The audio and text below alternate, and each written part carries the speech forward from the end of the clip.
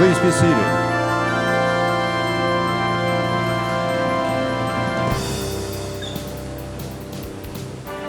Good afternoon, and welcome to our convocation for Fall 2004.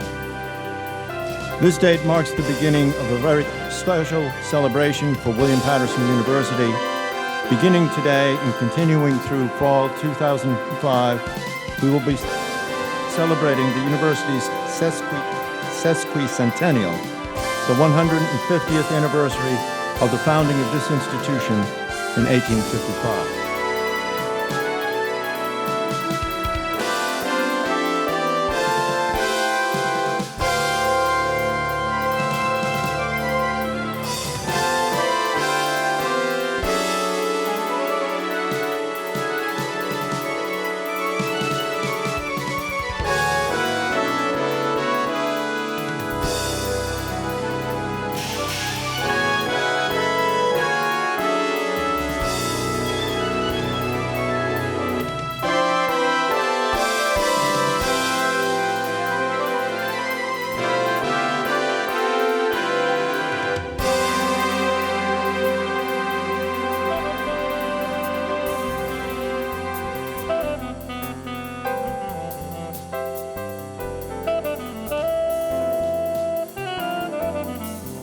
This is a delightful event, and what a wonderful way to kick off the 150th year.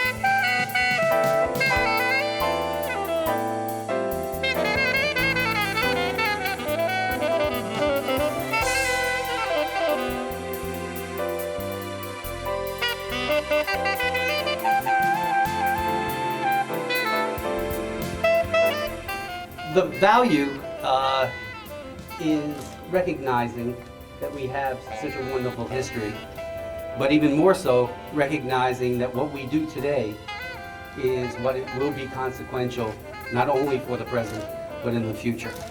As you look at the artifacts that we've chosen to include, recognize that they were created and they're about people like us who are part of this wonderful community, and that it is the effect that this community has had over a course of 150 years on so many students, and many of them represented by people in the room today. It's the effect we have on our students, it's the effect that we have on our community that is critical, and this marks all that has happened before us and gives some zest to what we do today and what we do for the future. To think, as each time we gather, I'd like us to think what people will be saying 15, 25 years in the future about what we've done these years and these days. What a wonderful structure this is. It's a wonderful structure. We have a great deal of pride in the David and Lorraine Chang Library.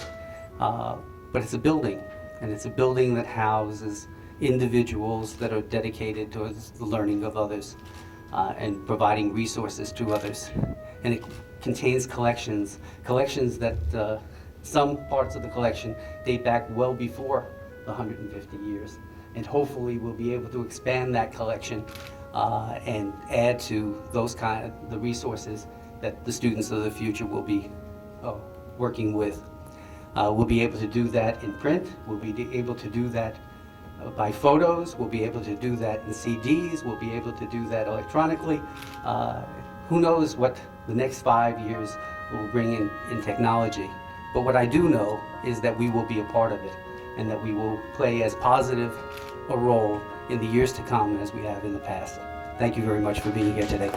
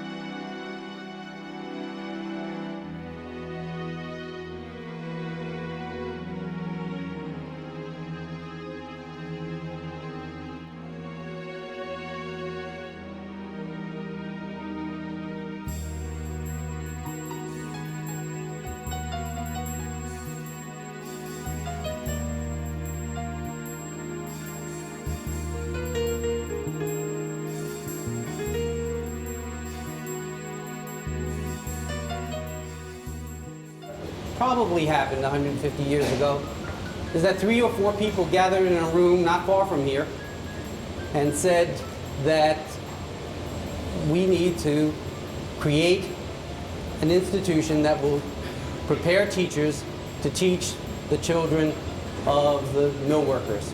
And when the campus was moved from Paterson to Wayne, a picture of my father had been presented at a ceremony in the late 1920s, when my father was honored as the father of Paterson State, was lost.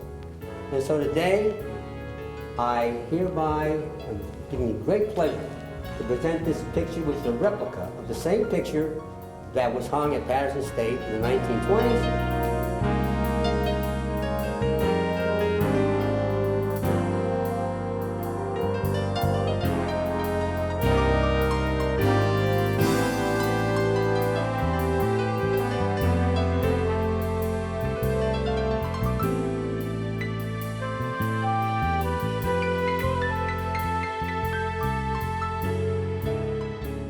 To me, it's always a challenge to try to understand what creates an institution. I can assure you that one of the things that create any institution are its people, and as I will reinforce in this address, in this case, the students of the university. So I'd like to start, I call this the men and women who helped create William Paterson University. It's rather highly selective. You know, in 150 years, there have been a parade of people that have created this institution. A parade of individuals. They are outlined with great skill in Kenneth White's excellent book, William Paterson University, A History. which was published in 1967 by the university and published by a local printer in Paterson, the Lord Craft Press. William Paterson University today is a large, diversified institution with a well-equipped library and other facilities which greatly enhance and facilitate the learning process. Yet it would take a leap of imagination to visualize the university's origin in mid-19th century Paterson, an era when horse transportation reigned supreme and gaslight was coming into use as the principal means of illumination. I'd like to close by saying that the core of any college is, of course, its students, and we continue to see, in particular under the nearly 20-year leadership of Dr. Spear, the type of attention accorded each student which enables them to succeed in their chosen profession. And I can just close by saying that Samuel Curtis Hosford, who can be rightly termed the father of the Paterson Normal School, and this university would unquestionably approve. Thank you. Thank you very much.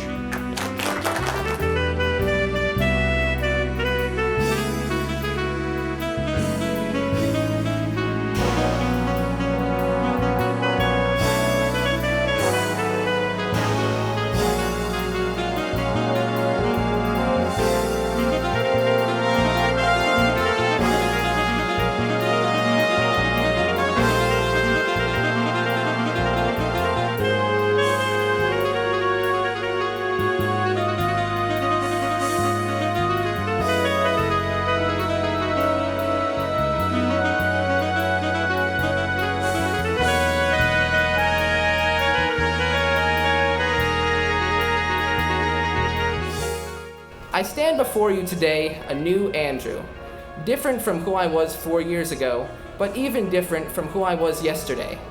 I am now as changeable as this kaleidoscope of a universe, willing to leave my life open to whatever new masterpieces this world will twist into existence. This morning, I urge all of you, parents and relatives, members of the university community, and most of all, fellow graduates, to heed my advice. Never be too sure of your own world. Don't be afraid to stay open to the vast possibilities of the universe. And most of all, allow yourself to break free from what is typically you. Each one of us possesses unlimited potential.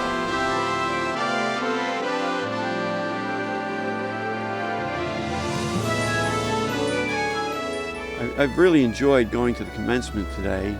It's amazing that there were over 900 people graduating. When we were in school, back in 1955, our graduating class was about 105 students. Wow. And we had no place to graduate, so we went to Hawthorne High School and used their facilities. Our class in 1955 was actually the century mark. We were the 100-year class, and now this class of 2005 is the 150th. Right. And we've gotten to participate in both. That's pretty exciting. It's really great the way they're celebrating this.